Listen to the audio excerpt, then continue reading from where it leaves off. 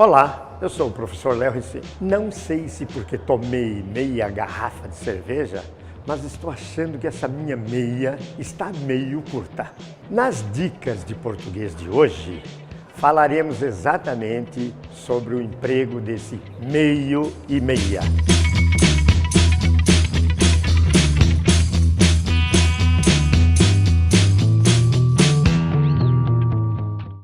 Muitas vezes a gente vê algumas dúvidas e as pessoas usarem, por exemplo, aquela garota chegou meia perturbada para a aula de hoje. Ora, vamos dar uma esclarecida nisso para saber quando você pode usar assim, quando você pode usar assado. A palavra meio pode ser substantivo, por exemplo, meia de calçar. Pode ser adjetivo, por isso você tem que dizer meio-dia e meia, porque esse meia significa meia hora, assim como você diz 1h30, 2h30, 3h30, você tem que dizer meio-dia e meia.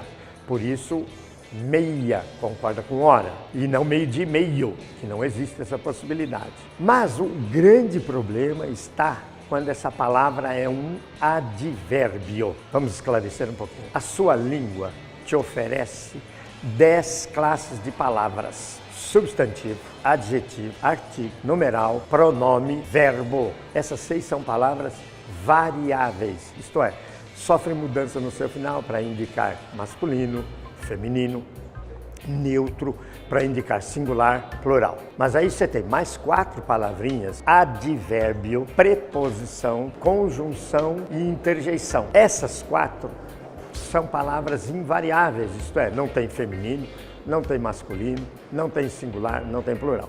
Repara que eu comecei essa segunda série com advérbio. Depois tem preposição, conjunção e interjeição. Advérbio é, portanto, uma palavra invariável. Ora, a língua também tem 2 grandes reinos. Você tem o reino dos nomes. Tudo que existe tem que ter um nome, seja ser humano, seja animal, seja qualquer coisa, tem que ter um nome. Este nome chama-se substantivo.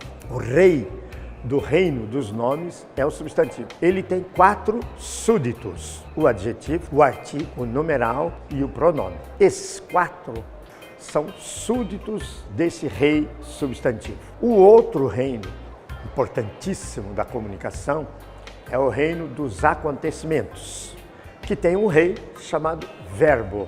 Portanto, verbo é a palavra que indica os acontecimentos. Este rei tem um súdito, que se chama advérbio. Enquanto o verbo indica o acontecimento principal, o advérbio, seu súdito, indica aquilo que chamamos de circunstância, ou seja, o acontecimento secundário que acompanha o acontecimento principal. Muito bem. Este verbo, rei, ele é extremamente bondoso e ele permite que o seu súdito, o advérbio, vá trabalhar também no reino dos nomes, no reino cujo rei é o substantivo, exatamente para acrescentar uma ideia qualquer, que em geral é de intensidade, ao adjetivo.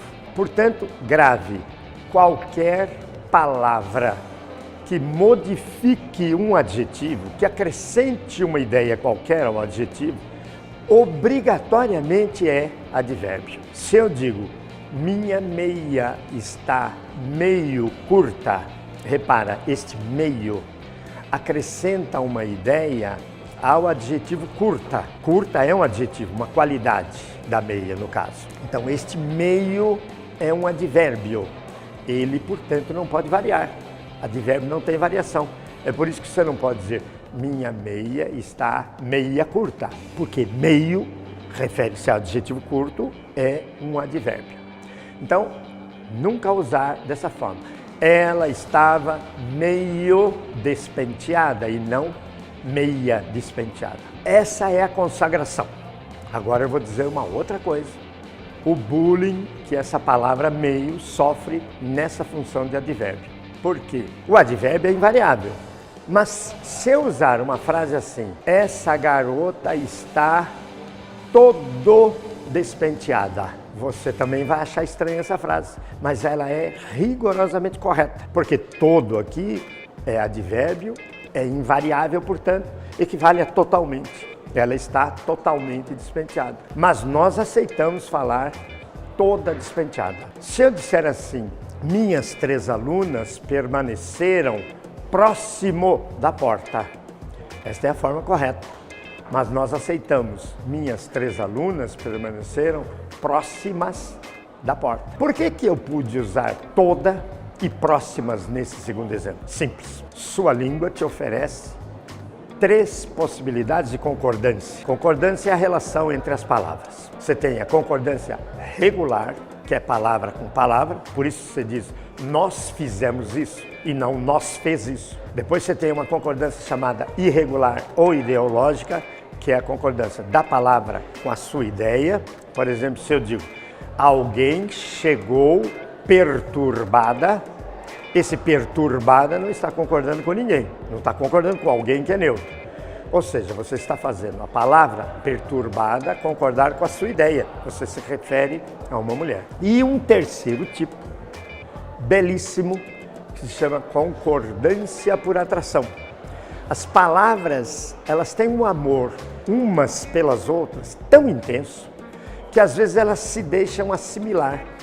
Então, existe uma atração tão forte. Por exemplo, todo, na frase que eu dei, ela estava todo descabelada. Esse todo é tão apaixonada pelo adjetivo descabelada que ele assume a forma do adjetivo. Por isso você diz, ela estava toda descabelada. Quando eu digo, minhas 3 alunas permaneceram próximas da porta, esse próximas é tão apaixonada que ele assume a forma de alunas, feminino como alunas. Mas por que eu não posso usar a frase ela estava meia descabelada?